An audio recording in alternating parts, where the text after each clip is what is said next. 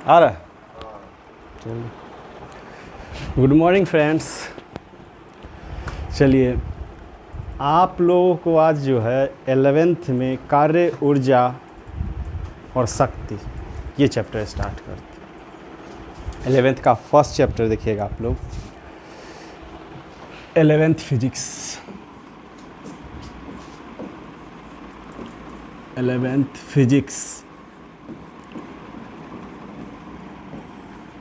First chapter इसका start कर रहे हैं। कौन सा?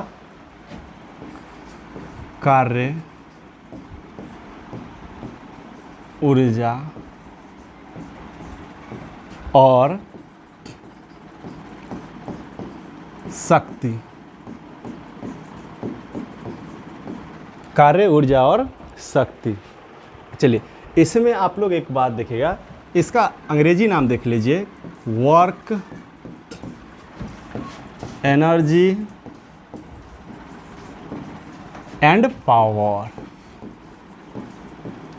चलिए, इसमें आप लोग एक बात देखने जा रहे हो। ये चैप्टर तो बेहतरीन चैप्टर है ही 11th के लिए। 11th के लिए ये बेहतरीन चैप्टर है।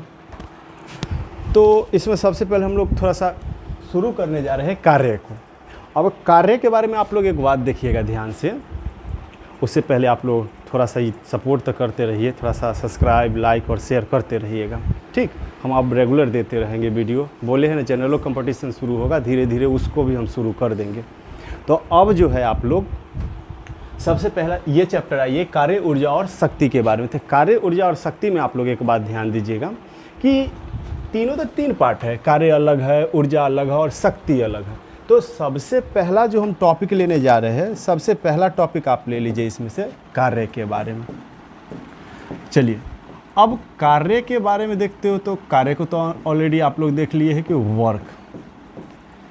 अब वर्क क्या है, थोड़ा सा हम लोग इसके बारे में देख लेते हैं। कार्य क्या है? तो आप लोग साधारण तौर पर एक बात जानते हैं कि कार्य किसको कहा जाता है। अगर मान लीजिए सपोज डेट ये दीवार है, आप दीवार पर बल हमेशा लगाते रहते हैं, बहुत समय तक लगाते रहते हैं, फिर भी उसमें कोई परिवर्तन न हो, वो अपने स्थान पर बने रहे, तो वो आपका कार्य नहीं, क्योंकि वहाँ तो काम हुआ ही नहीं ना। तो ये आपका कार्य नहीं होगा। कार्य होगा क्या कि जब आप किसी वस्तु पर बल लगाते हैं और वो वस्तु अपने स्थान में परिवर्तन करे, किसी भी दिशा में, लेकिन स्थान में परिवर्तन करे, कुछ ना कुछ चेंजिंग करे, तो उसको क्या कहा जाता है? कार्य कहा जाता है। सपोज दैट पहले तो हम लोग परिभाषा के तौर पर देखते हैं। अब सिंपल सी परिभाषा बना सकते हैं कि जब किसी वस्तु पर हम बल लगाते हैं तो उस बल के द्वारा क्या होता है कि वस्तु के स्थिति में परिवर्तन होता है, तो ये भी कार्य हुआ। या वस्तु विस्थापित होती है तो ये भी उसका क्या हो गया? कार्य हो गया। अब देखिए यहाँ पर कि मान लीजिए, अब इसके परिभाषा के तौर पर हम लोग देख लेते हैं। तब परिभाषा के तौर पर आप लोग देखिए कि कार्य की परिभाषा क्या है, इसका डिफिनेशन क्या है।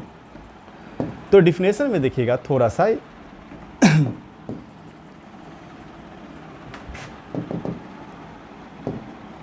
डिफिनेशन में देखिए इसका। अब मान लीजिए कि किसी वस्तु पर बल लगाते हैं, किसी वस्तु पर, अच्छा पर की जगह आप में लिख लीजिए, वो भी चलेगा। किसी वस्तु में बल द्वारा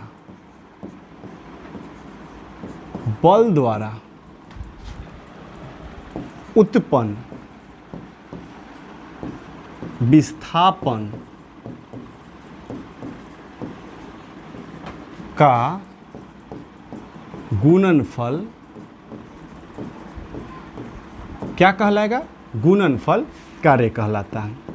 चाहिए तो इसको और दूसरा भी कार्य कहलाता है। छोटा सा और आप परिभाषा लिख सकते हैं, बड़ी सिंपल परिभाषा लिख सकते हैं, या करके इसको छोटे तौर पर हम लोग देख लेते हैं। तो और के सेंस में भी आप इसको देख सकते हैं। अब और के सेंस में देखा जाए इसको, तो और के सेंस में आप इसको देखिएगा तो एक बात तो आप लोगों के सामने आ जाएगा। कौन सा आ जाएगा? सो देखिएगा ध्यान से कि परिभाषा में आप लोगों को पता चलेगा कि सिंपल सी बात है कि बल और विस्थापन, बल और विस्थापन का गुणनफल,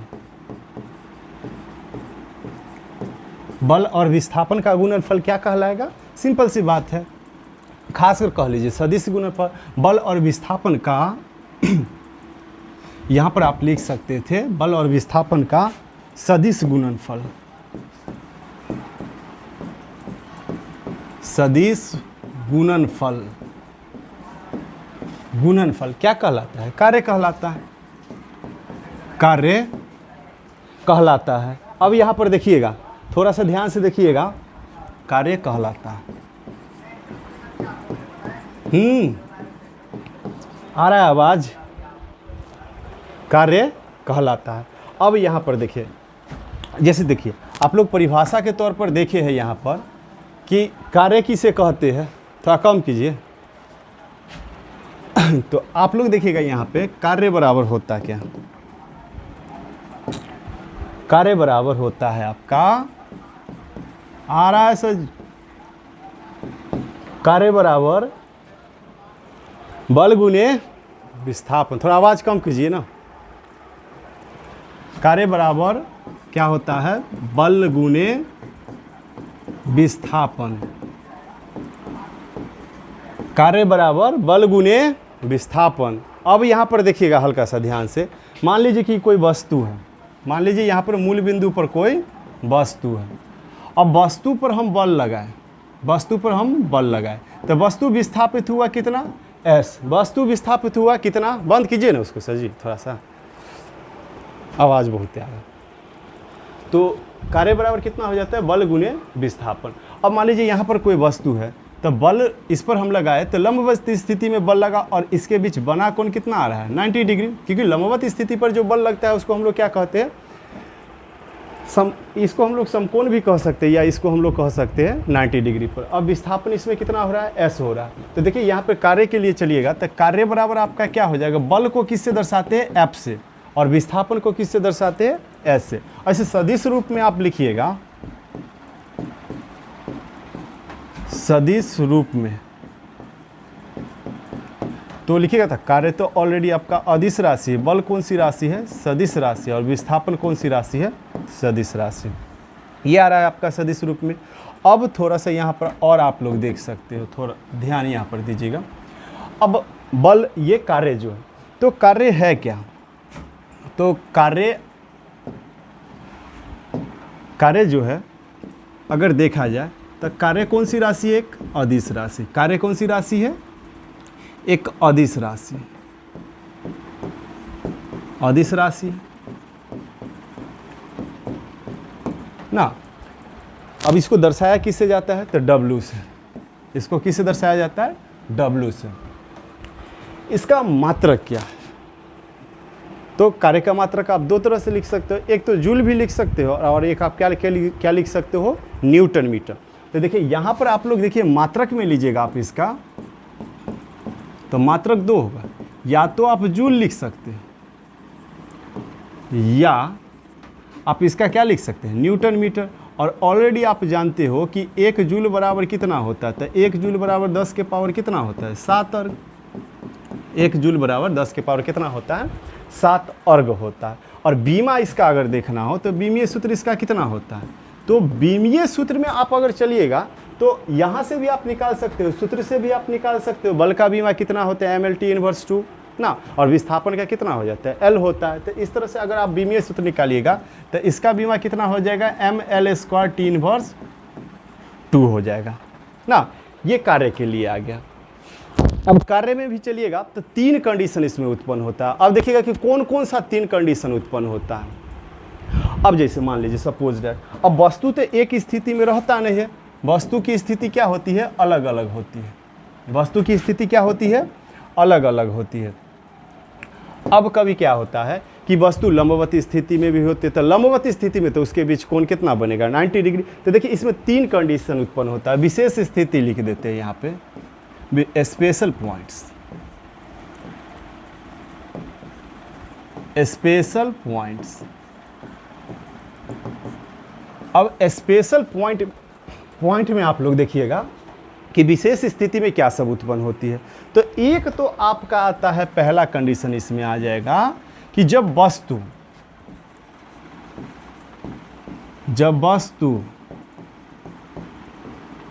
पर बल लंबवत हो तो देखिएगा उस स्थिति में थीटा बराबर कितना हो जाएगा, कितना डिग्री, 90 डिग्री। थीटा बराबर कितना डिग्री हो जाएगा, 90 डिग्री। तो आप फॉर्मूला जानते हो यहाँ पर कि एक फॉर्मूला और आपको थोड़ा सा इसी में बता देते हैं। जैसे देखिए, अब यहाँ पर लंबवत स्थिति में है, तो अगर हम किसी वस्तु पर बल लगाते हैं, तो वस्तु क्या होती है कि आधारित स्थिति में खिसकती है।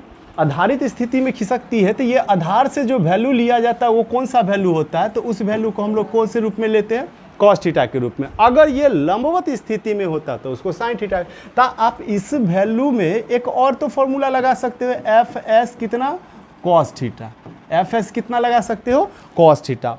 और यहाँ से अब आप इसको देखते हो तो देखिए, जब वस्तु पर बल क्या हो, लंबवत स्थिति में हो, तो उस स्थिति में आप लोग देखिए कि बीच का कोण क्या होगा, बीच का कोण निश्चित रूप से आप याद रखिए कि 90 डिग्री होगा। अगर यही वस्तु है, सपोज डेट ये वस्तु है, बल इस पर कौन सी स्थिति में, अगर लंबवत स्थिति में, वस्तु खिसकेगी नीचे वाला में, तो बीच का कोण कितना हो जाएगा, तो 90 डिग्री हो जाएगा।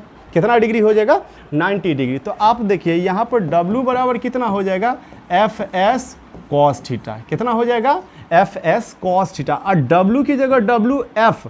अब यहाँ पर वैल्यू आ रहा है कि f का वैल्यू कितना है, s का वैल्यू कितना है। अब cos थीटा, अब cos थीटा की जगह तो cos कितना डिग्री होगा, 90 डिग्री। cos थीटा की जगह cos कितना डिग्री हो गया, 90 डिग्री। और cos 90 डिग्री का वैल्यू ऑलरेडी आप लोग जानते हो कि कौन सी स्थिति कितना होता है, तो cos 90 डिग्री का वैल्यू होता है कितना, 0।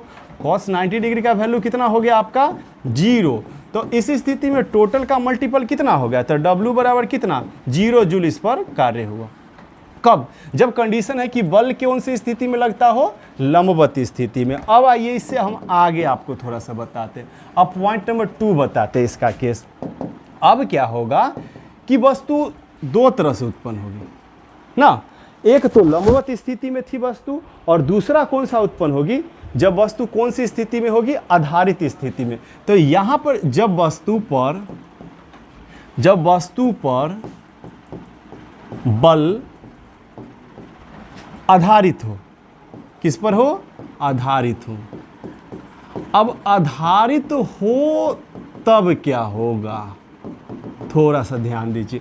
तो जब आधार पर लगता है तो इसमें देखिए कि अगर दो समानांतर रेखाएं हैं तो उसके बीच बना कोण थीटा के वैल्यू कितना होता है, ऑलरेडी 0 डिग्री होता है। तो आधार पर जो कोण बनेगा वो कितना डिग्री होगा, निश्चित रूप से याद रखिएगा यहाँ थीटा के वैल्यू कितना डिग्री होगा, 0 डिग्री। तो वही फॉर्मूला अप्लाई कीजिए आप लोग, W बराबर कितना होगा, fs cos थीटा।